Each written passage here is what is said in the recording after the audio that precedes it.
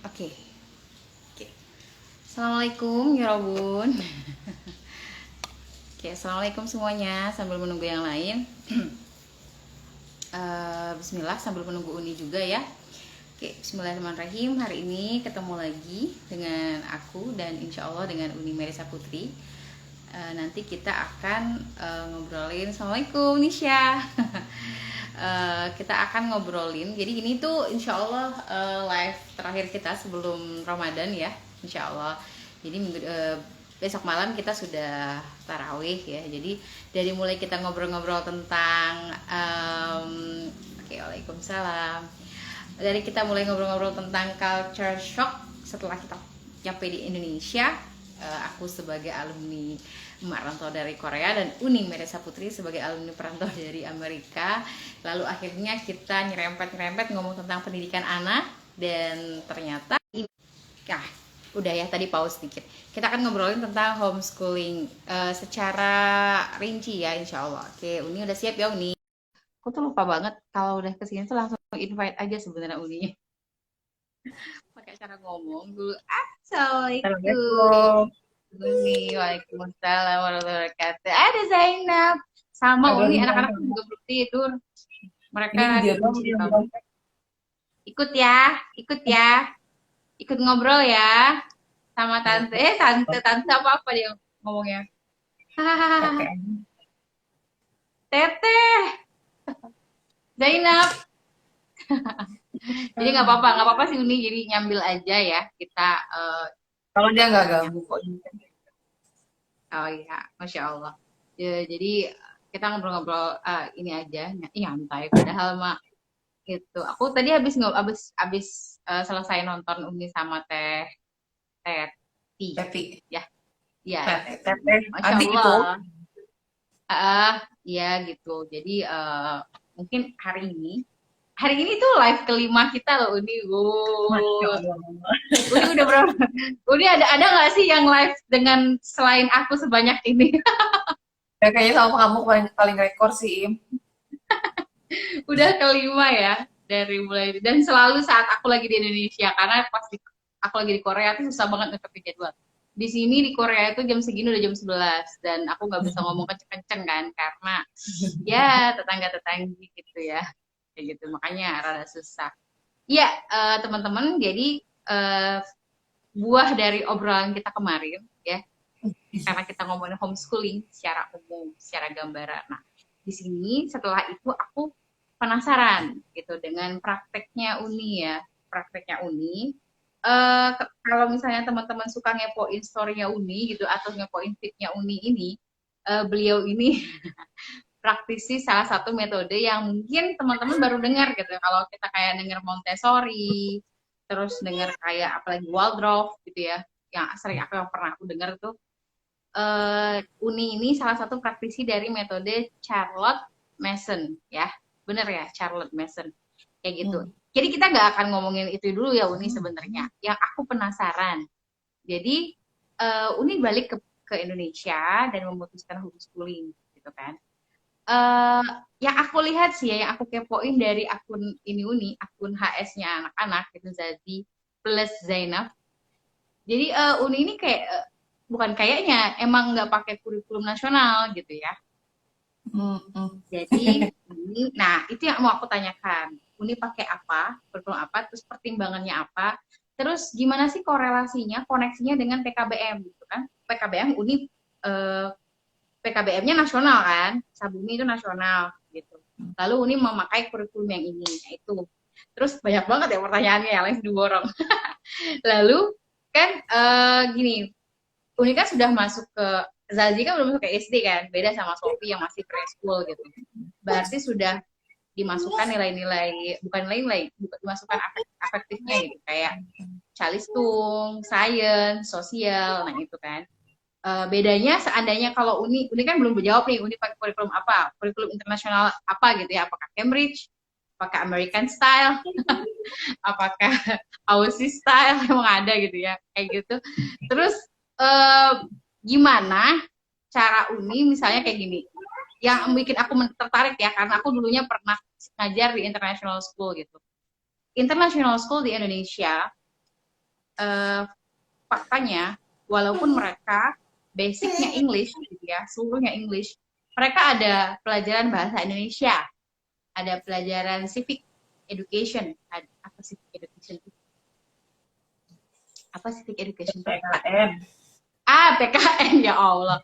PKN gitu. Ada sosio apa ini IPS ya, IPS gitu. Nah, itu pakai bahasa Indonesia. Nah, aku penasaran dengan anak segede Zazi ini, mereka bacanya itu ya. Bacanya itu kan mereka berarti dua gitu ya. Kalau di sini gitu, kecuali kalau memang kita di luar negeri gitu ngomongnya. Tapi kan di sini dua-dua gitu. Nah, kalau di sekolah itu kan dikondisikan, oh dalam kondisi ini English, emang mereka spellingnya English gitu. Dalam kondisi bahasa Indonesia, mereka mau bahasa Indonesia, bahkan ada bahasa Sunda gitu kalau di Bandung gitu ya. Ya unik, langsung saja, ini banyak banget pertanyaan. Bu, aku mulai dari mana, Bu? Ini mulainya dari Assalamualaikum aja. Bismillahirrahmanirrahim. Assalamualaikum warahmatullahi wabarakatuh. Yuk. Oke, tadi kurikulum ya kayaknya yang pertama kali. Kalau Iim memperhatikan Instagram homeschoolingnya Zaid Ziad, ya memang betul kesimpulan Iim. Aku tidak menggunakan kurikulum nasional. Tidak menggunakan bukan berarti aku tidak memberikan. Jadi pola pikirnya itu nggak baku, nggak kaku gitu. Nah, fleksibel ya. Dibilang fleksibel nanti takutnya orang salah kaprah juga. Jadi kayak skena dewe gitu kan kalau fleksibel tuh. Tapi kata Bu Kiki Bartia kan dia juga gitu. Oh iya. Jadi kalau aku belum bisa sih state pakai kurikulum apa. Tapi yang pasti begini, karena Zaid Ziad itu kan masih memulai homeschooling di usia yang ideal kalau menurut aku, yaitu usia sekolah, di usia mereka 7 tahun kan kemarin itu. Meskipun secara teknis itu masih banyak evaluasi, aku masih up and down banget, baik dari segi emosi aku, emosi dalam artian di sini itu pergolakan batin aku sebagai seorang ibu homeschooler gitu kan, ngerti kan maksudnya? Iya. Anak kita nggak sekolah sama kita aja tuh jadi orang tua tuh udah up and down kayak roller coaster banget gitu. Kebayangkan kalau misalnya homeschooling artinya amanah itu nggak ada disubstitusikan ke pihak lain kan, ya kan? Pihak lain hanya sebagai pemberi atmosfer, tapi tidak sebagai penyedia utama. Kayak kalau kita menyekolahkan anak di sekolah formal, sekolah itu membantu kita gitu kan, sedikit banyaknya untuk memberikan ilmu pengetahuan ke anak kita, nggak cuma atmosfer yang anak dapetin, tapi juga ada sesuatu hal gitu. Nah, sedangkan kalau di rumah itu dari kita semuanya gitu. Jadi aku itu awalnya memang berpikir seperti yang live kita sebelumnya aku sampaikan, awal aku menghomeschoolingkan Zaid Ziad, aku bilangnya di sini atau di Teti, aku lupa. Aku menghomeschoolingkan Zaid Ziad itu, aku mencoba untuk membuat RPP juga gitu, menggunakan kurikulum nasional awalnya itu. Tapi waktu itu Zaid Ziad masih usia 6 tahun. Di Teti ya? Di Teti, ya, baru dengar tadi. Itu tuh aku belum memutuskan homeschooling, tapi karena waktu itu pulang merantau daripada kosong-kosong teuing, ya udahlah aku mencoba untuk melihat silabus anak SD kelas 1 kayak gimana di Indonesia, terus aku coba ejawantahkan. Terus tapi dalam perjalanannya tuh aku tidak menemukan sesuatu yang membuat aku tuh baik aku ataupun anak aku tuh menjadi enjoy gitu loh dalam menjalankan si aktivitas ini gitu. Yang ada tuh ekspektasi aku seperti halnya kita ketika lagi mengajar di kelas, ekspektasi kita siswa itu udah duduk dengan tenang kan. Itu udah jadi standar baku lah. Dan senakal-nakalnya aku dulu waktu PPA dapat kelas yang dibilang nakal enggak ya, tapi anaknya luar biasa gitu. Tapi at least pas kita masuk tuh mereka udah gini. Sebelum akhirnya mereka gitu lagi kan. Ada waktu mereka tuh diem dan tahu gitu loh. Dan aku dulu ngajar kan jenjangnya SMK. Sedangkan ini anak sendiri jenjangnya SD yang baru tamat TK yang mereka itu secara motorik juga masih punya kebutuhan gitu. Terus laki pula kan. Jadi karena mindset aku waktu itu belajar itu adalah seperti halnya di sekolah, jadi aku memang mempraktekkan di awal itu mengadopsi kurikulum nasional dan membawa sekolah ke rumah. Itu konsep homeschooling aku di awal. Apa sih? Ya, iklan ya. Iya. Nah, nah terus setelah aku pernah bercerita kemarin di live yang sama kamu, ketemu bukunya Mas Arab Sumardiono yang Rumah Inspirasi. Di situ aku menemukan konsep homeschooling yang pure, yang murni, yang mana itu sudah dilaksanakan oleh kalau nggak salah Buya Hamka. Gitu. Buya Hamka tuh produk homeschooling gitu. Jadi Buya Hamka anaknya atau Buya Hamkanya? Buya Hamkanya. Aku nggak tahu anaknya ya, Buya Hamkanya. Jadi beliau itu memperoleh nanti dikoreksi ya teman-teman. Beliau itu memperoleh pendidikan waktu kecilnya itu tidak di sekolah. Terus kan emang zaman Buya Hamka kan sekolah Belanda ya kalau nggak salah tuh. Jadi maksudnya aku nggak ngerti, aku tidak terlalu mempelajarinya yang kisahnya Buya Hamka. Cuman di situ tuh Mas Aar menyampaikan bahwa konsep homeschooling itu adalah bagaimana kita menerjemahkan visi misi kehidupan kita di dalam keluarga kita untuk anak-anak kita gitu loh. Kan itu berat ya Im ya. Mungkin kalau di lidah kita bisa bilang visi misi hidup kita ya bahagia dunia akhirat misalnya gitu kan. Allah ridho atas apa yang kita lakukan gitu. Tapi jangankan untuk melakukannya ke anak-anak kita gitu. Untuk diri kita sendiri aja tuh kita masih banyak PR gitu kan. Masih belum yakin gitu bahwa apa yang kita lakukan ini adalah memang untuk mencari ridhonya Allah gitu kan. Apalagi dalam membesarkan anak yang notabene-nya adalah sunatullahnya orang tua tuh pengen anaknya tuh berprestasi, dibanggakan, gemilang lah gitu ya. Meskipun ngomongnya biar anakku bahagia dunia akhirat, tapi kencangnya dunia gitu ketimbang akhiratnya gitu kan. Jadi di situ aku mengevaluasi diri, sampai sekarang pun aku masih mengevaluasi diri, sehingga kurikulum nasional aku tidak memaksakan diriku untuk menjalankan kurikulum nasional mumpung anak-anak masih kelas 1. Rencananya mah sampai kelas 3 bakal kayak gitu rencananya.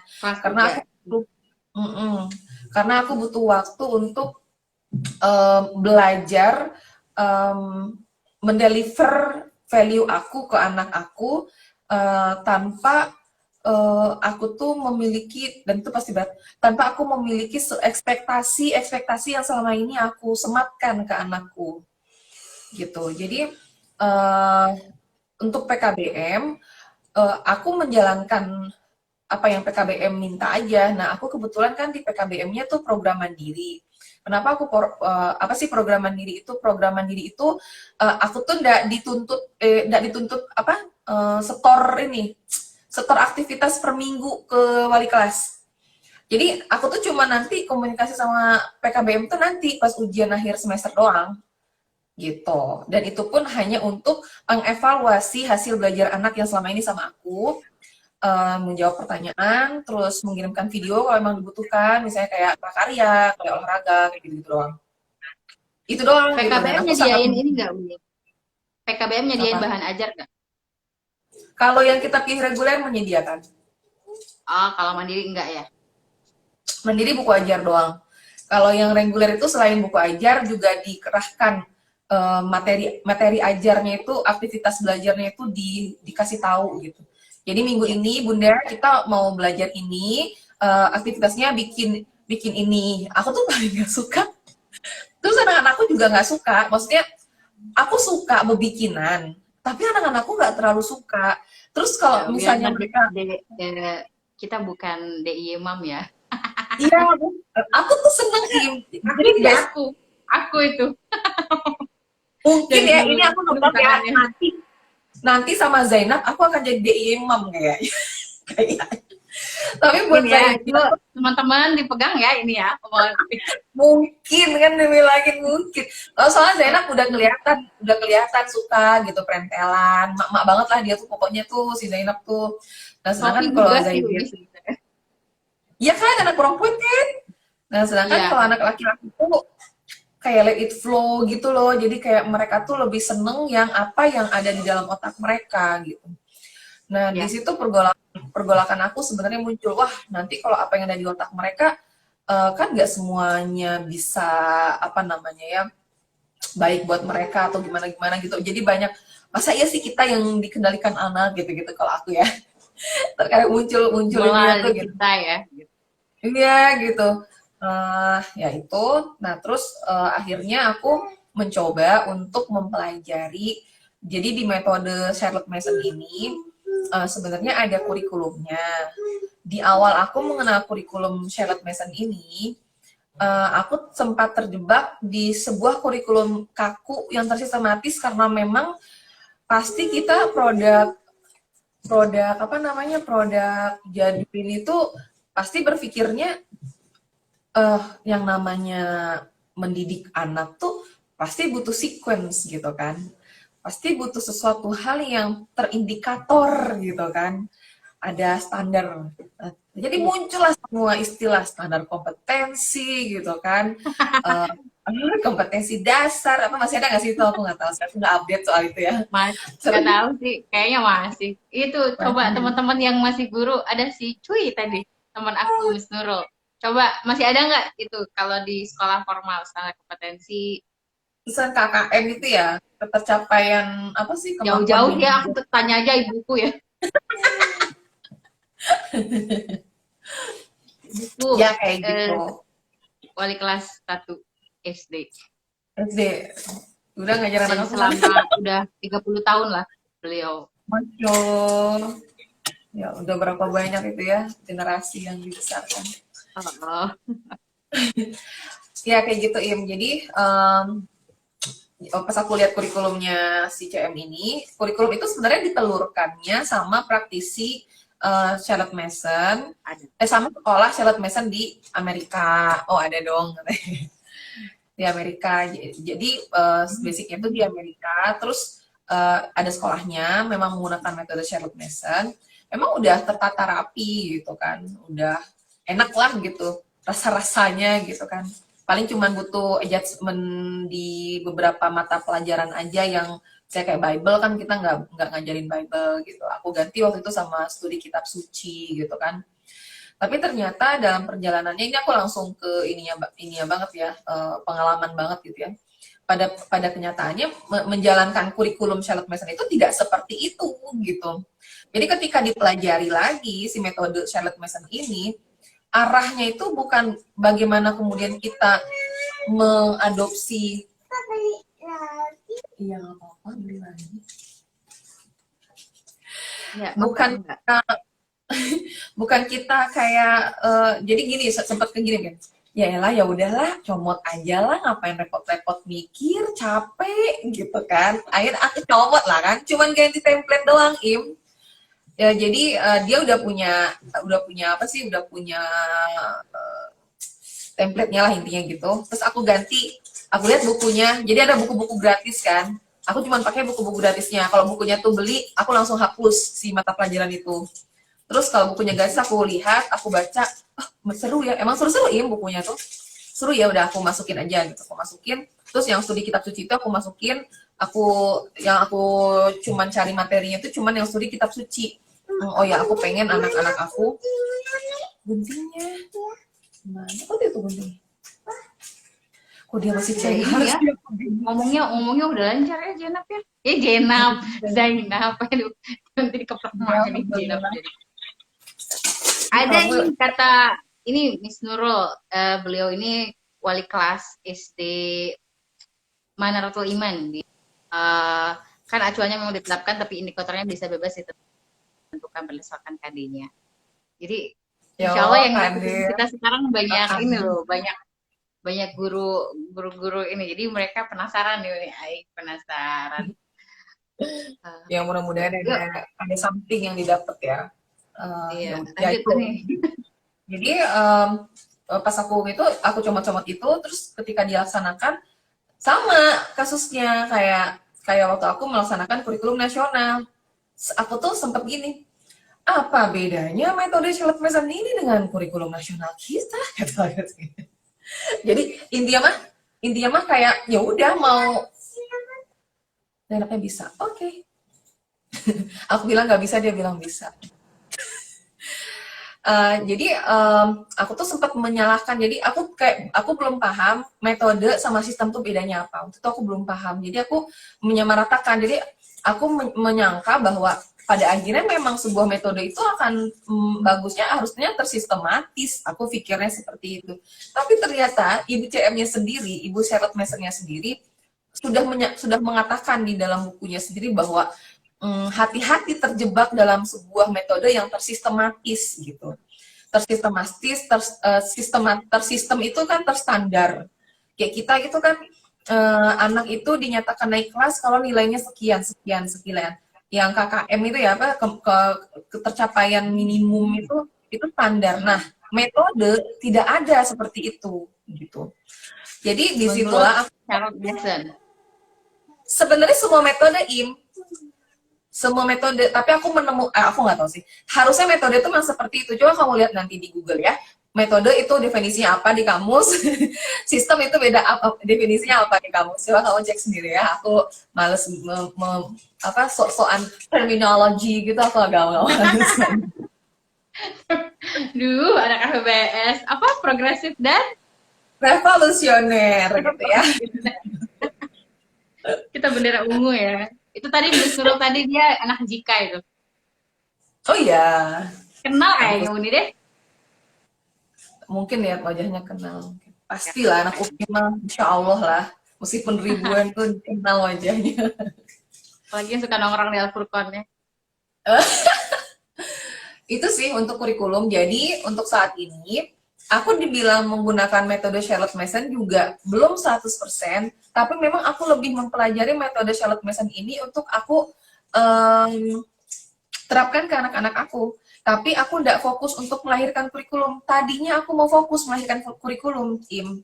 Jadi aku bernafsu banget lah gitu untuk melahirkan kurikulum keluargaku lah paling enggak.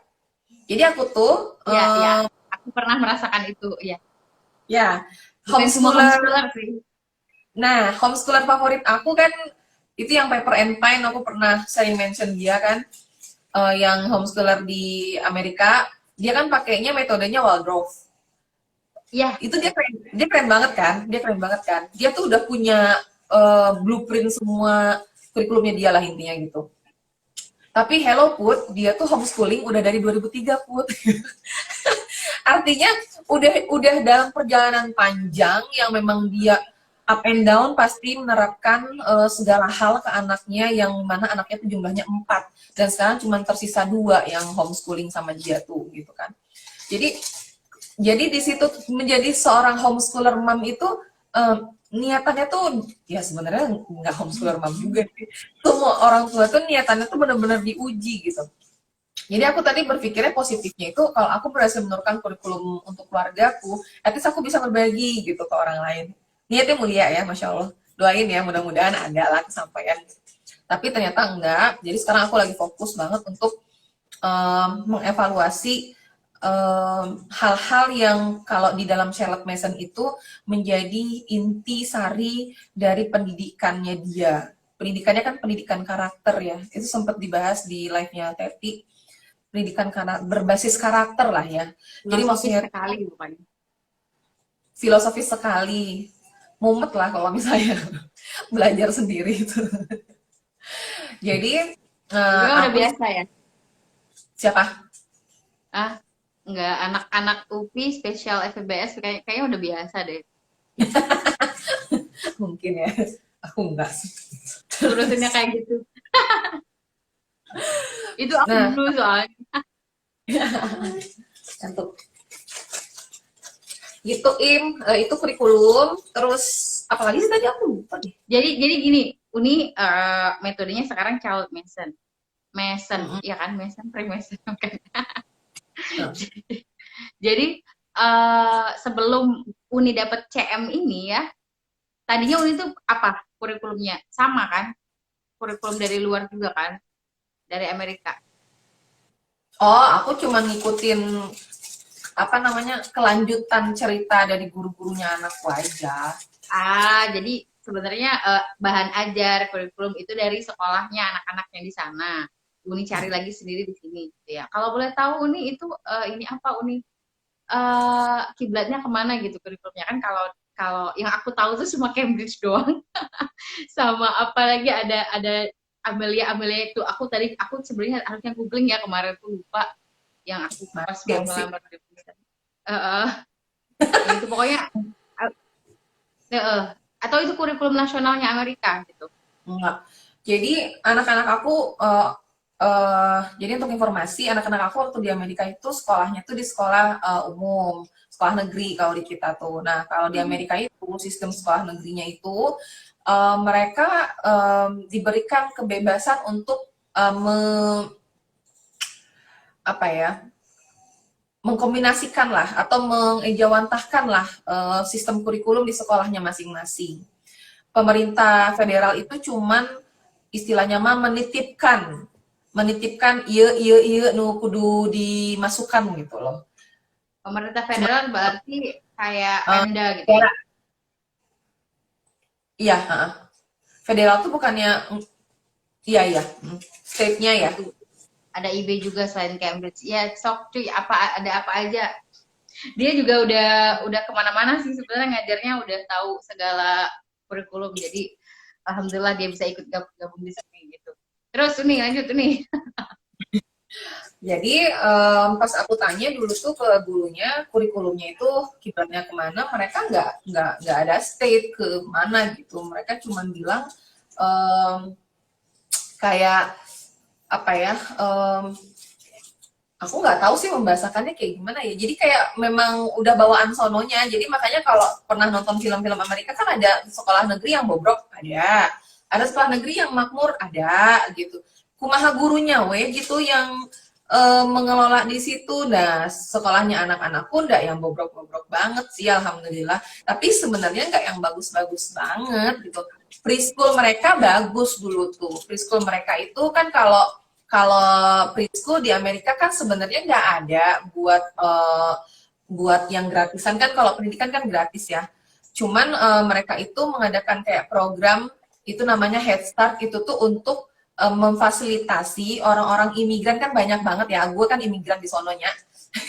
Orang-orang imigran yang kagak ada duitnya dan mereka kan menganut pemerataan pendidikan gitu loh. Jadi biar semuanya tuh rata.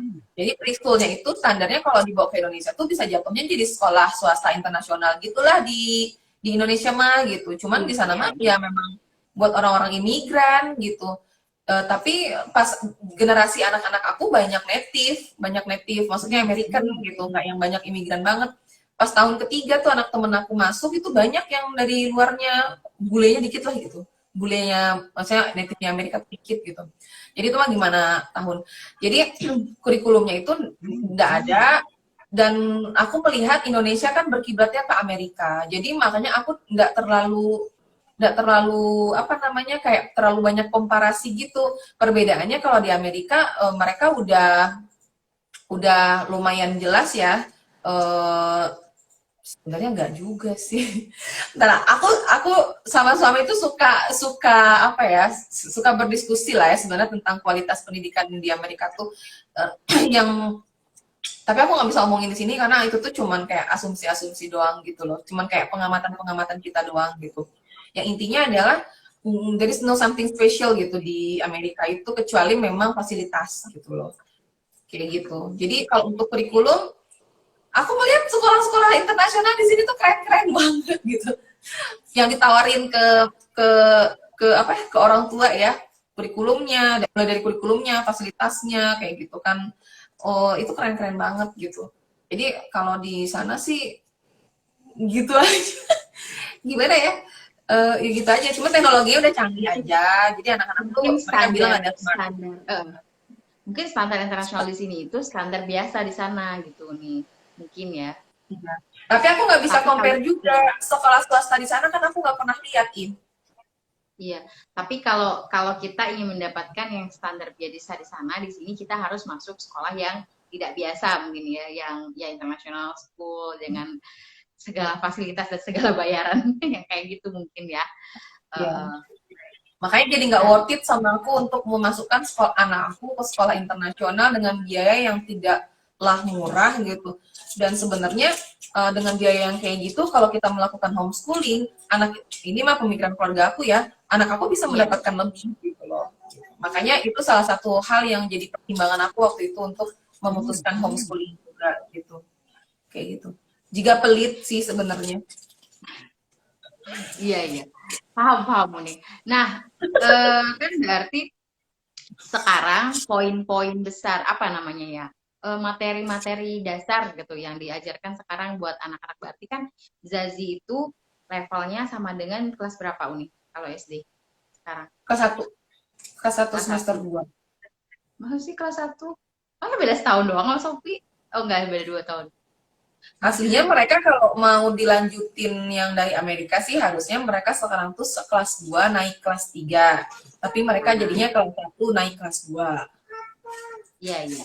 Jadi materi yang bukan materi, apa namanya, pelajaran yang Uni ajarkan sekarang basic kan Uni belum kan, kayaknya sih Uni belum mengajarkan tentang, bukan bela negara apa ya, tentang sosial kayak gitu-gitu, PKN kayak gitu belum kan ya.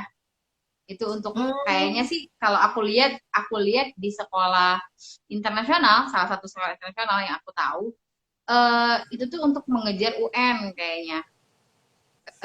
Mereka jadi di kelas 6 mereka diajarkan. Jadi di kelas 1 digodok English-nya, di kelas 6 balik lagi ke kurikulum kurikulum internasional. Kurikulum kita, kurikulum ini waktu masih ada UN ya waktu itu. Nah, berarti sekarang Zazi itu yang benar-benar Uni ajarkan itu secara ini ya, secara nama, bukan bukan kayak pendidikan karakter, misalnya practical life, oke lah itu. Tapi secara mata pelajaran yang ada di sekolah itu, maksudku. Jadi kayak math, nggak ada. science, gitu. Nggak ada. Maksudnya, atau misalnya memang campur gitu, udah kayak gini. Jadi kayak kayak Kurtilas versi internasional gitu. Jadi hari ini ngitung, oke lah kamu masuk ini. Aku ingat perkataan Teh Patra sih, tahu kan ini Teh Yulia Cleopatra, ya salah satu tokoh homeschooling juga di Bandung. Jadi beliau itu kan sampai SMA ya, anaknya akhir gitu. Jadi dia bilang gini, homeschooling itu kayak makan kue katanya, kayak makan kue. Pokoknya sampai jenjang ini kue itu harus habis. Nah, terserah kita mau nyomotnya dari mana, mau dari atas dulu, mau dari bawah dulu, atau dari tengah-tengah kan. Bedanya sekolah formal kuenya itu dipotong-potong gitu. Ada level 1, level 2, level 3 gitu kan. Kalau homeschooling terserah kita mau nyomot dari mana-mana gitu. Nah, itu ya. Nah, tadi menarik perkataan Uni. Mungkin sampai kelas 3 level kelas 3 akan sekarang kayak gini aja gitu ya. Tapi misalnya Zazi di tengah-tengah minta sekolah, misal misal atau misalnya kan kita nggak tahu ya, apakah mungkin Uni berpikiran mungkin tiba-tiba ceng ada sekolah yang menurut Uni cocok gitu untuk Uni kayak gitu, atau ini, nah ini kan harus persiapkan juga, nah kayak gitu ininya apa, kue yang dimakan Zazi tadi nih sudah sampai mana gitu. Nah sekarang Uni memberikannya itu yang kayak gimana gitu, apakah kuenya berbentuk uh, cupcake atau gimana, aduh jadi kue, jadi kayak gitu loh, ibaratnya tuh. Jadi sekarang Kayak Uni tuh kue. Hmm. memberikannya Sok, tuh sok. mana? Iya sok udah. Aku ngelihat Uni live sama orang lain tuh kalem gitu ya. Enggak, itu mah gimana MC kan, makanya aku bilang, ih makasih ya sudah menjadikan aku mampu menjadi diri aku sendiri ya. Tuh boleh bertanya, mangga cuy. Cuy Kayak itu banyak sambil banget sambil aku Uni biar sambil Uni kita jawab rame. pertanyaan aku, kalau ada yang mau bertanya. Kita dua-duanya orang Sumatera soalnya. Weh, aku mau jawab nih. Ya sok sok. Sok cuy, Jadi tulis aja begini, cuy mau bertanya. Cai begini cuy, ya cai Im. cuy. Begini ya Im. Aku setuju Ah, banget dengan analoginya Teh Patra. Setuju banget. Tambah satu lagi analoginya. kuenya Teh Patra, kuenya Iim, kuenya aku, kuenya Teh Nurul, kuenya teman-teman di sini tuh berbeda. Kita jadi ngomongin makanan ya. Enggak, tadi kan Uni juga ngomong kayak gitu ke Teh Teti. Cara makan Ya, ke Teh Teti. intinya adalah begini. Em, untuk keluarga aku, untuk anak-anak aku, terutama Zaiziat, nggak keluarga aku deh. Kayak karena untuk Zainab, aku melihat ada suatu perbedaan yang signifikan yang nanti akan aku terapkan ke anak-anak aku. Untuk Zaiziat, saat ini, jadi gini, aku tuh udah homeschooling setahun lah ya, setahunan. Yang homeschooling itu dimana anak-anak aku sudah masuk fase akademis. Fase akademis, tadinya aku berpikir belum seperti analogi Teh Patra. Aku belum berpikir yang ini memberikan kuenya itu berapa potongnya itu belum aku pikirin kayak gitu. Aku berpikirnya kayak di skala formal aja, potongannya dipotong 6. 1, 2, 3, 6 gitu kan. Jadi aku mencoba di semester pertama itu memberikan potongan yang setengah potongan pertama. Setengah potongan pertama. Secara standar nasional, anak aku berhasil memakannya. Kebayang ya? Masuk semester kedua ini kan kita belum anak aku udah terima raport yang semester pertama, alhamdulillah nilai mereka oh gini ya. Jadi aku pas dapat rapor anak-anak, wow gini ya. Jadi maksudnya nggak susah ya, iyalah kelas 1 doang. Itu rapornya dari PKBM ya? Dari PKPM terdaftar, maksudnya kelegalitasannya sama dengan rapor anak-anak formal. Cuman value yang ingin aku sampaikan ke anak aku tuh, aku merasa nggak puas gitu. Nah ini nanti bahasannya tuh sebenarnya tuh lebih ke value yang kita omongin waktu kita di live yang adaptasi pasca rantau itu kan aku banyak ngomongin value. Lebih ke situ gitu. Jadi secara standar nasional untuk legalitas anak-anak aku tuh di fase aman. Jadi kalau kamu tanya Ziad itu sekarang mata pelajarannya apa aja? Ya mata pelajaran yang ada di kurikulum nasional, mata pelajaran matematika, bahasa Indonesia, PKN, agama, olahraga, hastakarya, ya 7 kalau nggak salah. Satu lagi apa? Kayak gitu. Mereka bisa melewati itu gitu. Cuman ada satu hal yang jadi concern aku yang tidak yang kalau misalnya aku cuman menjalani homeschooling ini untuk memperoleh raport yang tadi aku wow tadi itu, harusnya aku udah cukup puas gitu. Tapi enggak, aku nggak bisa berhenti sampai di situ. Disitulah yang aku bilang tadi, up and down sebagai ibu-ibu homeschooler itu yang membuat aku sekarang memposisikan anak-anak aku di jenjang yang lebih bawah lagi. Jadi aku secara teknis karena aku memang mau, kan aku pernah bilang ke Im, aku memang mau ada orientasi aku untuk mendaftarkan Zaiziat ke pesantren. Dan mau nggak mau kan kita harus fokus ke penyiapan legalitasnya. Meskipun nanti ternyata anaknya nggak mau ke pesantren, itu kan lain cerita, gitu kan.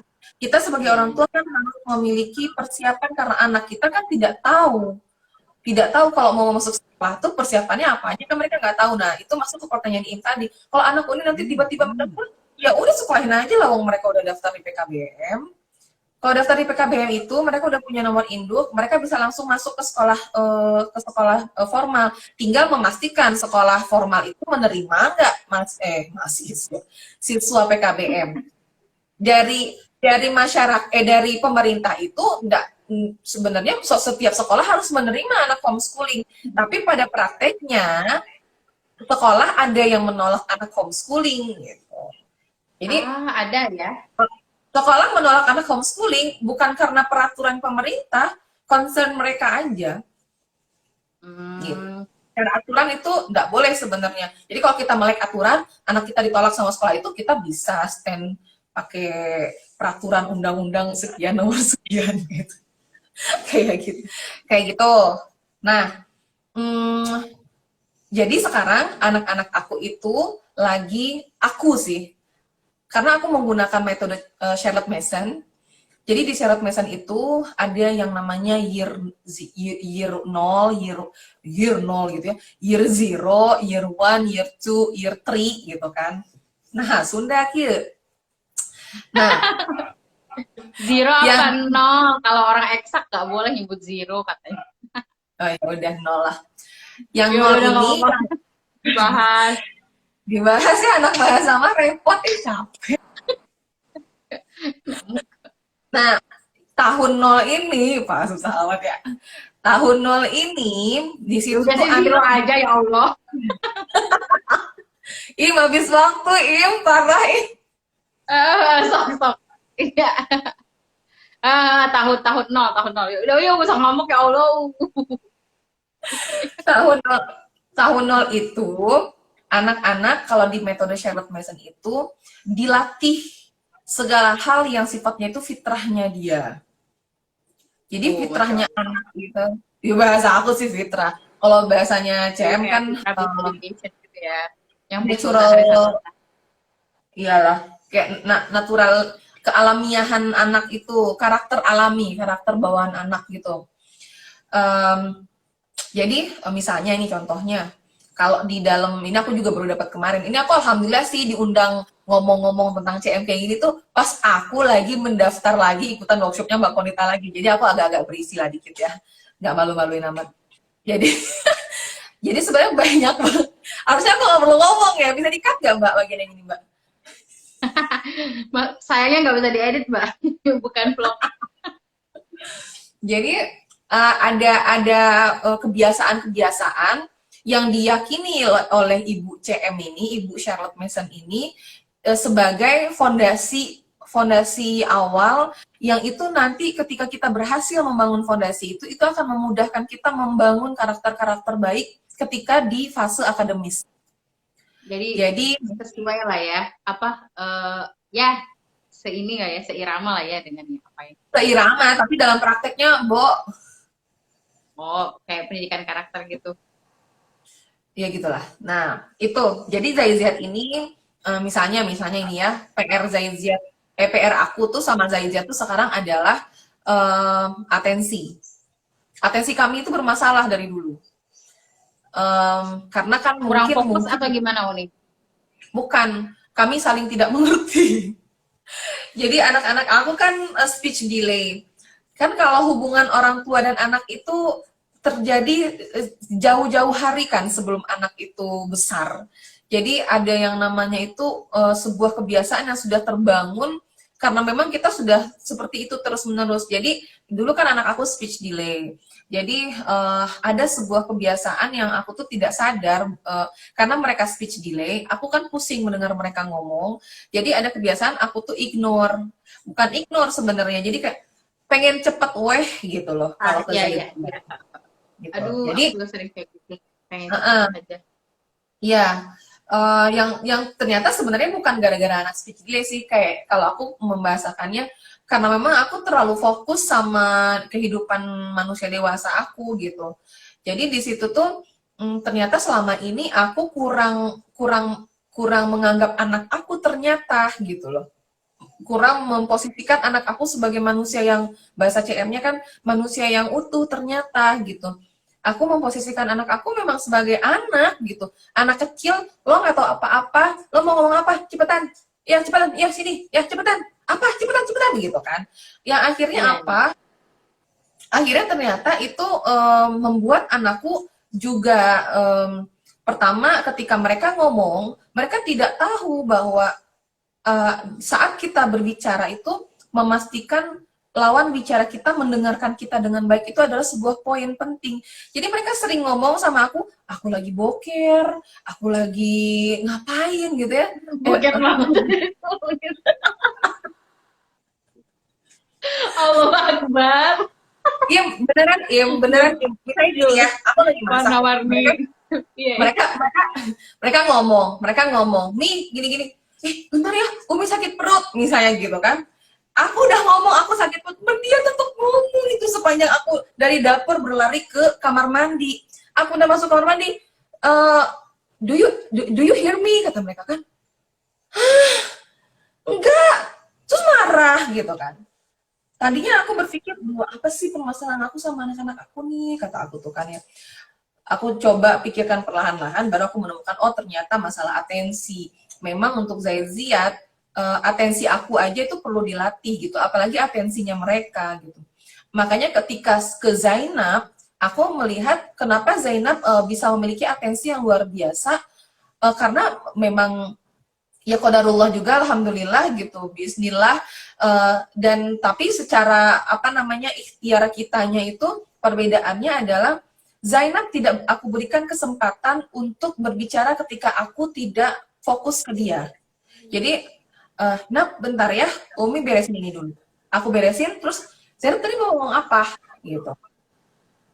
Jadi Zainab tuh akhirnya tumbuh menjadi anak yang ketika dia mau ngomong itu, dia tuh kayak udah apa ya, memastikan aku bisa ngomong sama dia gitu loh. Jadi kebayang nggak? Jadi itu salah satu yang mau aku selesaikan dulu untuk anak-anak aku. Karena kalau misalnya aku nggak menyelesaikan itu, mau kurikulum apapun yang aku terapkan, masalah anak aku tuh ada di atensi loh gitu.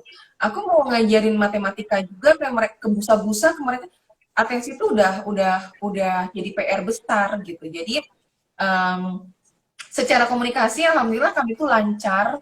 Mereka sangat mampu untuk menyerap apa yang aku maksud, bahkan mereka benar-benar memikirkan dengan seksama, apa sih, seksama ya, seksama Sama dalam tempo yang singkat-singkatnya. tentang value-value yang aku sampaikan ke mereka gitu. Ya misalnya mereka tuh menyadari banget gitu, iya Mi, kita tuh ngomongnya belum terlalu jelas. Misalnya, sedih kan ya sebenarnya ngedengerin itu, cuman apa ya, Tapi di mereka situ tuh jujur ya, mereka jujur bilang enggak gitu, enggak suka, enggak tahu, enggak jelas gitu. Enggak jujur, dipendem gitu, enggak yang jujur. jadi Uni tahu Ada miss-nya di sih, mana karena mereka jujur gitu. tapi ada yang mereka pendem. Jadi kalau misalnya muka aku lagi nggak bener, kan anak tuh suka, kamu ke orang tua sih gitu nggak tahu gitu kalau muka orang tua kayak gini tuh lagi nggak enak nih gitu loh. Aku dulu ke orang tua aku kayak gitu, pasti aku akan menghindar kalau misalnya orang tua aku mukanya udah kayak gitu. Nah, anak-anak aku juga kayak gitu. Jadi kalau misalnya muka aku udah nggak jelas gitu, eh mereka pasti akan kayak menyimpan, terutama Zaid sih, anaknya agak sedikit introvert Zaid itu. Kalau Zia tuh agak bebal gitu anaknya, jadi eh dia berani gitu. Bebalnya tuh ke positif ya, jadi dia berani gitu untuk mengungkapkan gitu. Ya gitulah, warna-warninya aku nggak bisa menyampaikan dengan sedetail-detailnya, tapi intinya adalah kurikulum apa mata pelajaran untuk anak-anak aku tidak ada yang spesifik untuk saat ini. Alhamdulillah, tapi mereka belajar sendiri dengan cara mereka. Oh, meskipun mungkin secara konsep, misalnya di matematika, aku tuh sampai sesak nafas gitu loh Im. Jadi di matematika itu mereka tuh sebenarnya harusnya baru kalau di nasional itu ratusan ya, baru ratusan harusnya gitu. Dan kalau di kurikulum CM itu sebenarnya harusnya baru mengenalkan konsep pembentuk 10 misalnya. Sedangkan mereka itu udah nggak mau ngebahas yang Konsep seperti itu. ya yang dikenalkan di CM itu konsep, nggak langsung ini Konsep, bilangan. Ah ya. konsep nanti itu mah kamu mah ikutan aja lah, kenapa sih workshop yang menyemai hikmah itu mah lengkap banget, jadi nggak perlu kayak gini. Aku tuh lagi masih persiapan preschool anak aku dulu, mempersiapkan dia gaya. Ini aku juga suka ngobrol-ngobrol nih sama Teta. Ini Uni ada pertanyaan nih. Hmm. Eh, aku penasaran kalau di kurikulum CM ada tahapan anak tangga kah untuk proses belajar anak? Tadi sebenarnya sudah Uni singgung ya, sesuai tahapan perkembangan anak. Apa kesulitannya saat melakukan HS sebagai parents? Adakah stimulus yang diberikan di luar kurikulum CM? Kalau tahapan anak tangga pasti ada. Kalau tahapan anak tangga makanya dia dibagi per term atau dibagi per year ya. Jadi kalau di CM itu kan maskotnya itu narasi. Nah, kalau di narasi itu untuk anak awal-awal nggak langsung disuruh narasi misalnya, tapi read aloud dulu. Nanti anak cuman dipancing untuk bercerita kembali, padahal bercerita kembali itu kan narasi misalnya gitu. Nanti kalau anaknya udah di fase akademis, nanti mulai di apa namanya masuk ke narasi yang itu tuh mata pelajaran kayak gitu. Zaiza itu sebenarnya udah pakai materi yang ada di Shared Mason itu. Cuman sekarang aku lagi stop. Lagi stop karena mereka dibilang menolak juga sebenarnya nggak menolak sih. Anak-anak aku tuh nggak tipikal yang nggak mau tuh yang frontal gitu, enggak sih gitu. Cuman aku tuh kayak gini, kalau kayak akunya dulu yang perlu di apa namanya dibenerin gitu, dibenerin untuk aku tuh bener-bener membaca si materi-materi itu dengan berhasrat gitu loh. Jadi cuman beberapa materi yang aku tuh, karena kan kita mau menyampaikan materi ke anak, tapi kitanya sendiri juga kayak nggak yakin gitu kan sama materi itu, atau kitanya sendiri kayak gitu, so-so gitu loh, kayak nggak tahu gak sih gitu, nggak yang gitu, tapi ya udah cuma ini lihat gitu saking nggak berhasrat ya gitu. Jadi dalam dalam melakukan narasi juga tuh kelihatan gitu sama anak. Jadi makanya di fase aku yang sekarang ini aku lagi memfilter buku-buku yang memang sudah direkomendasikan di kurikulum Charlotte Mason ini yang bisa aku pakai untuk anak-anak aku. Jadi dari pengalaman aku mempraktekkan 1 semester pakai kurikulumnya CM, dan kemarin 1 semester pakai kurikulum yang aku coba rakit sendiri. Nah, sekarang itu aku lagi memfilter buku-buku CM yang memang bisa aku pakai. Ya nih bukunya nih misalnya ada 40 bab, nah bab yang mana aja nih yang bisa aku pakai. Masih memfilter itu, nanti pelan-pelan kalau misalnya emang udah cukup terkumpul, aku baru satu persatu sekarang sih udah mulai aku paparkan lagi, tapi yang sifatnya itu bukan akademis, bukan pelajaran akademis, tapi ini aja literatur dulu aja untuk meningkatkan minat mereka ke literasi aja. Jadi aku memilih buku-buku yang menyenangkan buat anak-anak yang mau mereka baca. Makanya kalau Iim pernah lihat aku posting buku-buku terjemahan yang udah ada di Indonesia dan itu tuh living. Nah itu tuh yang aku lagi baca dan mereka masya Allah itu mereka baca, aku aja belum baca gitu. Jadi makanya PR itu ada diatur kayak gitu. Iya, iya, suka kayak gitu sih emang. Itu Dibuatin tangga juga. ada anak tangganya ada, bahkan sangat smooth sih kalau kata aku, maksudnya sangat gentle ya. Jadi nggak year one itu atau year zero itu harus diselesaikan nggak ada, tadi yang aku bilang nggak ada standarisasi, itu customize by family atau by parent gitu. Ternyata anak kita termasuk yang slow learner, ya udah year one-nya mungkin 2 tahun misalnya, itu nggak ada patokan gitu. Penggunaan istilah year one itu pun sebenarnya aku nggak tahu ya.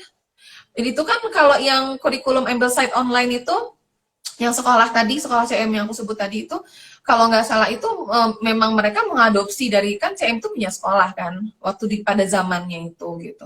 Ya mengadopsi Oh, itu, iya. Jadi dia tuh udah mengaplikasikan metode itu selama 30 tahun lamanya gitu loh, Im. Dan dan dan dan tidak sekedar mengaplikasikan metodenya itu, tapi dia juga membuat buku berisi metode itu gitu. Itu sih yang bikin aku tuh kenapa harus ditolak sih gitu, ilmu orang yang keren kayak gini gitu kan, kayak gitu. Terus sesuai tahapan ya itu pas banget sesuai dengan tahapan perkembangan anak, iya banget. Kalau sekolah formal kan disamaratain, itu kan bedanya sistem. Kalau sekolah formal kan udah tersistematis, ada standarisasinya. Mau anak kelas 1, dia kelas 1, ya udah kelas 1. Kamu bisa baca, kagak bisa baca, kudu gitu kan gitu. Kalau metode nggak kayak gitu. Jadi makanya aku bilang gentle banget. Apa kesulitannya saat melakukan HS sebagai parents? Banyak teh. Kesulitannya adalah profesional. Profesional mengelola emosi. wih, Masya Allah. Iya sih bener. Karena kan ya emaknya, ya gurunya. Nggak ada lagi yang lain gitu. Tapi Kalau lebih kata ke Uni ini kemarin nggak ada jeda gitu ya. nggak ada jeda. Kesulitan yang paling signifikan kalau aku pribadi sih, menyeimbangkan sih, menyeimbangkan karena kan aku kebetulan semua sendiri ya, ya dibantu suami, alhamdulillah. Tapi misalnya kalau misalnya nggak ada ART, misalnya gitu ya, nggak ada asisten rumah tangga, nggak ada tukang masak gitu, nggak ada ini. Jadi homeschooling aku berjalan ya, ya memang belum bisa perfect, terjadwal yang gimana belum bisa gitu untuk aku pribadi ya. Jadi aku tuh bener-bener masih ngatur flow-nya banget, terutama bagaimana anak-anak ini tetap mau belajar dengan cara mereka. Jadi mereka mereka nggak, meskipun mereka nggak apa namanya, istilahnya mah didampingi oleh aku, tapi mereka bisa belajar dengan cara mereka. Aku tuh benar-benar jadi fasilitator aja gitu. Nah itu tuh sangat memudahkan aku sebenarnya dalam menyeimbangkan aktivitas aku sebagai ibu yang mengelola urusan domestik gitu. Cuman memang kelemahannya adalah jadinya kayak nggak terukur. Makanya harus rajin-rajin ngejurnal kalau jadi ibu homeschooler tuh. Gitu. Uni, eh kan Uni pakai metode Charlotte Mason udah ada kurikulumnya. Beserta Uni juga harus report ke PKBM. Nah, kalau assignment apa anak-anak sekarang itu gimana Uni? Penilaiannya Hmm, atau berdasarkan CM atau PKBM atau dua-duanya, tapi yang dilaporin yang ini format PKBM gitu. dilaporinnya kemana? PKBM kan aduh Oh, kalau PKBM PKBM kan dia, lapor. kalau PKBM dia kalau PKBM itu dia melaporkan. Oh, jadi gini ya, aku belum bilang ya. Jadi kalau program mandiri PKBM itu kita membuat portofolio anak-anak kita untuk menyokong ketika anak kita melakukan ujian akhir semester. Jadi misalnya in case pas ujian akhir semester anak-anak aku ngejawab soal matematika salah semua misalnya. Nah, portofolio yang aku attach ke PKBM itu membantu PKBM untuk menilai proses yang selama ini aku lewati. Nanti di situ PKBM mungkin akan melakukan apakah semacam remedial atau mungkin sebatas diskusi antara orang tua dan PKBM aja, gimana nih. Yang pasti kan sekarang nggak ada istilah tinggal kelas ya sekarang tuh, makanya agak gentle banget sih. Terima kasih ya Bapak Menteri yang baru. Kayak gitu. Jadi apa, makanya di situ juga sih aku agak nggak terlalu khawatir gitu, karena selagi kita memang masih memberikan pendidikan ke anak-anak kita meskipun mungkin tidak menggunakan kurikulum nasional, kan kalau kelas 1 itu masih basic banget. Jadi kenapa aku bilang sampai kelas 3?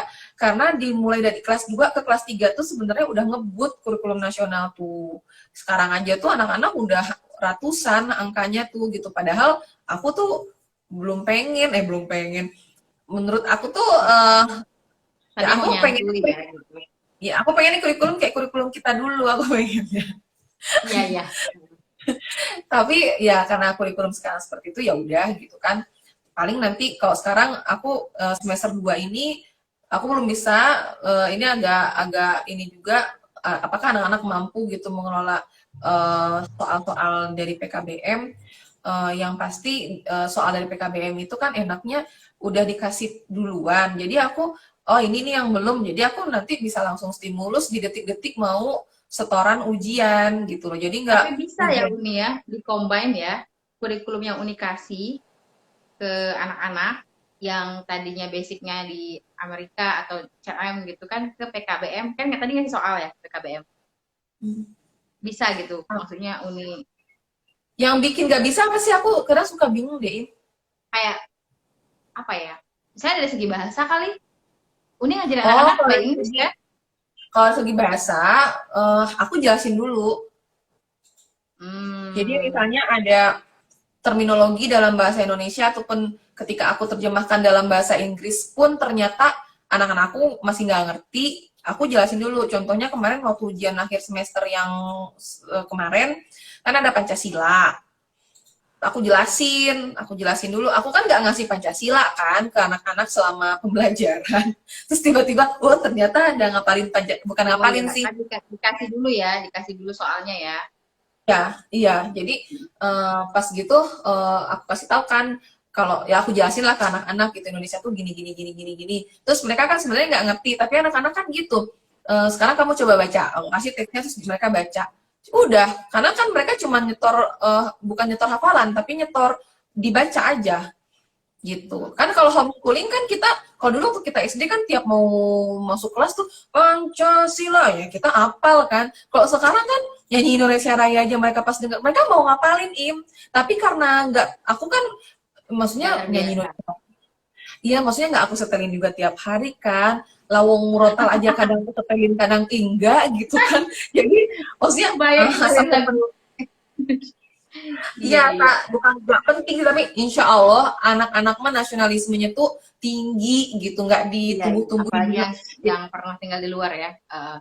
Iya, jadi Iya. mereka pas kemarin kita mau ke Bandung itu radio lagi nyetelin lagu apa Indonesia Raya, oh mereka nyanyiin Indonesia gitu kan, aku tuh Nggak kayak gini oh gitu kan, kayak gini ala-ala. nggak sampai gini, mereka nggak belum tahu kayak gitu, jadi nggak. Iya. Uni, kita udah 1 jam nih, Masya Allah ya, 1 jam 10 menit ya. Jadi, Masya Allah, jadi ini live kita ngomongin homeschooling mungkin yang terakhir atau mungkin nanti kalau kita mau nyambung lagi nanti setelah Ramadan ya Uni ya, biar pada fokus Ramadan. Nah, terakhir silahkan Uni kasih prakata lah misalnya untuk mengirimkan pesan-pesan apa untuk audiens kita. Oh, Ini live paling aneh sih. ini ya, ini lagi hujan deras soalnya di sini. Jadi prakata pesan yang ingin Uni sampaikan kepada teman-teman di sini ya, siapapun itulah pokoknya mengenai apa yang pernah Uni jalankan sebagai HS. Wow, orang tuh HS tuh kayak gitu. Dan juga aku mau disclaimer ya, aku membahas ini gitu ya. Sebenarnya belum tentu aku nanti akan HS ya untuk jenjang SD gitu ya. Nanti takutnya gitu. Gitu. Karena tadi lihat ada beberapa banyak temanku juga ngomong disclaimer gitu ya. Untuk TK ini, untuk TK preschool ini mungkin akan aku pegang gitu ya sekarang karena mungkin agak nanggung ya. Yang aku kasih tahu kemarin ya agak nanggung kalau aku masukin dia ke TK 1 tahun sebelum SD gitu. Jadi mungkin aku akan butuh materi tentang bagaimana mempersiapkan anak untuk ke jenjang SD kayak gitu. Misalnya dari segi ya kecakapan ininya lah pokoknya itu. Oke, Uni, enggak. Apa ya, kalau ini berarti terkait homeschooling ya. Jadi kalau misalnya teman-teman memang ada ngelirik mau homeschooling, yang pasti yang perlu diperhatikan itu adalah soal mindset kita. Em, yang pasti kita akan struggling, itu mah udah kayak sunatullahnya gitu ya, mau anak homeschooling ataupun enggak. Tapi yang pasti kalau homeschooling itu mungkin bakal lebih kerasa. Terus join komunitas kalau memang mau homeschooling. Kadang aku Jangan sebenarnya kuliah bukan sendiri ya. ya, aku tipikalnya sebenarnya males berkomunitas sebenarnya. Cuman kumahannya kalau nggak berkomunitas tuh kita bakal ketinggalan informasi gitu. Jadi sangat banyak manfaatnya gitu ketimbang mudorotnya. Terus ya, kalau usahakan nggak apa-apa sih nanya-nanya ke praktisi homeschooling nggak apa-apa nanya-nanya tapi usahakan juga cari kayak cross check lagi info yang diberikan oleh homeschooler itu gitu bisa jadi mungkin peraturannya udah berubah bisa jadi kayak yang aku alamin kan yang pernah aku ceritain entah ke Iim entah ke Teti bahwa ternyata mendaftarkan anak ke PKBM itu harus dari kelas 1 SD, tidak boleh lagi dari kelas 3 ataupun kelas 5 SD gitu. Jadi tadinya kan aku mau daftarin anak-anak ke PKBM itu kelas 3 atau kelas 5 tadinya tuh biar aku tidak terikat dengan aktivitas PKBM. Tapi alhamdulillah informasi yang aku dapat dan ternyata aku juga dapat PKBM yang menyediakan program mandiri. Ya alhamdulillah aku berhasil menjadi homeschooler merdeka gitu yang tidak perlu menyetorkan aktivitas anak setiap minggu pakai video ribet tau apalagi anak aku 2 kan ribet Tiga. kayak gitu ya maksudnya Iya. yang disetorin Iya, kayak Masya gitu Allah ya. Uni, gitu aja ada sih lagi? paling Udah. Ini ada satu pertanyaan, adakah stimulus yang diberikan di luar kurikulum CM? Ada banget. Itu tuh stimulus-stimulus yang sifatnya itu yang menjadi nilai bagi bagi kehidupan aku yang aku pengen aku deliver ke anak-anak aku. Misalnya nilai-nilai agama, itu kan nggak ada di kurikulum CM. Jadi ada sih, ada banget yang aku lakukan di luar kurikulum CM itu. Metode CM ini men-trigger aku untuk belajar lebih banyak lagi tentang hal-hal yang selama ini aku batasin, misalnya kayak tapi sampai sekarang juga belum aku lakuin sih. Misalnya kayak soal nutrisi anak ya, nutrisi anak itu ternyata kan aku bukan termasuk orang tua yang bermasalah anak-anaknya soal makan, jadinya aku agak lalai soal nutrisi anak. Padahal ternyata meskipun anak nggak bermasalah soal makan, bukan berarti anak terpenuhi nutrisinya kan, nah kayak gitu. Cuman aku pelan-pelan Ah, dulu, dulu. Eh, jadi sambil sambil aku belajar sambil oh ini ya yang ini yang pengen aku kasih ke anak aku biar nutrisi ininya terpenuhi. Tapi nggak yang tipikal yang gini-gini banget itu loh. Maksudnya yang ternyata selama ini aku salah nggak yang gitu-gitu loh. Agak-agak iya. santai tapi gitulah. Kayak gitu. Itu aja sih Im, Ibu. Lagi aku missnya banyak banget kayaknya Uni. Ya Allah, Masya Allah. Aku banyak banget sih, banyak banget Im. Kayaknya semua orang tua pasti ngerasa banyak banget deh misalnya ke anaknya. Nah, Ya udah sih. iya. Ya aku tuh Apalagi habis nangis loh. iya, apalagi kalau Susah. ngobrol-ngobrol kayak gitu kayak kesana tuh ya Allah orang tuh ideal banget, aku tuh urakan Iya. banget kayak gitu ya. Padahal Iya kan ya makanya enggak. aku tuh apa namanya suka suka berpikir gitu kalau mau share aktivitas anak-anak aku takut itu aja sih, takut orang berpikir kalau padahal mungkin enggak ya. Ih, sempurna banget sih hidupnya gitu. Udah mana dari Amerika, terus kan ini. Aku takut gitu, makanya aku lebih senangnya tuh share-nya tuh tentang insight yang aku dapat terhadap apa yang aku jalanin hari-hari ini dengan anak-anakku gitu. Atau dengan Nanti orang ya, satu sekitar. lagi ya. Nanti ya, oke teman-teman, Masya Allah 1 jam 6 menit ini ya. Kalau yang kemarin 1 jam 7 menit ya, berarti masih aman, kita masih aman 1 menit. Teng 7 menit, 1 jam 7 Ini menit. mau cari cari PKBM di mana katanya. Banyak teh di googling aja itu nanti ada. Jadi cari dulu PKBM di Pekanbaru misalnya terus muncul kan nama-nama PKBM-nya. Nah, nanti Iya. masuk ke portalnya Dignas terus nanti bisa coba di otak-atik aja lah. Aku juga sebenarnya belum, cuma karena PKBM aku sudah mengasih link jadi aku nggak ngotak-atik, aku cuma langsung ke linknya untuk mengecek PKBM itu terdaftar nggak di dinas gitu. Bahkan bahkan ada yang ini ya, internasional juga ya PKBM-nya. Eh apa yang orangnya di luar negeri gitu dia bisa masuk PKBM Indonesia. Ada itu temanku yang di Karena Korea. sekarang bisa sistem online kali ya, karena sekarang tuh. Iya, heeh. Enggak sih, sebelum pandemi nih. Jadi ada teman aku di Korea, dia itu tiga-tiganya anaknya lahir di Korea. Mungkin karena yang itu aku sebutin gara-gara keterbatasan eh, makanan halal dan juga dia ini juga kan ritual-ritual kayak gitu kan dia nggak mau kan.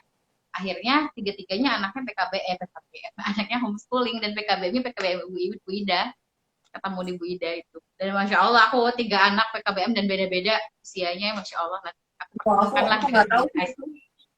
soalnya kan dulu itu masih harus datang ke tempat kan untuk ujiannya nggak sih? Iya. Dulu Uh, nggak tahu Nggak tahu sih. Bu Ida mungkin udah memfasilitasi itu kali. Karena waktu Ya. pernah itu tuh udah ada yang di Jerman juga kayak gitu-gitu. Iya, aku takut ini tiba-tiba mati terus kita tutup 1 jam 8 menit. Ya anggap aja dia makan mati jadi 1 jam 10 menit gitu ya. Dasar ya langsung bikin konten. Enggak, ini kan insya Allah nanti teman-teman obrolan aku dengan Uni ini dari yang 5 live kita kemarin sudah aku upload semua di YouTube aku. Kenapa aku upload di YouTube? Aku pengen semuanya itu biar bisa merasakan gitu ya, bisa merasakan. Padahal bilang aja pengen ini sih. Aku Pengen awalnya konten. nggak tahu gimana cara upload IGTV. Jadi akhirnya aku upload di YouTube dan itulah menjadi cikal bakal channel. Makasih banget loh aku sama Uni. Dan akhirnya jadi vlog kayak gitu, Masya Oh, Allah banyak ya. ya, mantap ya, Masya Allah, Im. Ajarin ngedit ya ntar ya. Aduh, apa coba? Ya, ya, itu aja teman-teman hari Edit ini, aku. Masya Allah. Kita barbekyuan, kan kemarin daging ya, hari ini kita barbekyuan sama Uni digodok. habis-habisan dikuliti, habis-habisan. Sebenarnya belum habis-habisan sih. Masih banyak sebenarnya, ada yang belum puas, ada yang pengen aku tanyain, banyak lah pokoknya. Nanti next time ya, kita insya Allah besok tarawih pertama. Aku ingin menyatakan mohon maaf lahir batin Uni selama menunaikan ibadah puasa. Buat teman-teman juga di sini, terima kasih yang sudah stay live dari awal banget, dari yang mulai aku yang jadi narsum, sekarang Uni yang jadi narsum ya. Kita pokoknya gantian aja ya. Ya, gitu aja. Assalamualaikum warahmatullahi wabarakatuh. Waalaikumsalam warahmatullahi wabarakatuh. Aku masih belum harus ya kayak gini. Harus kayak gini. Udah kebiasaan soalnya Uni. Ya, makasih ya Uni. Lebih bagus. Oke. Makasih ya Uni.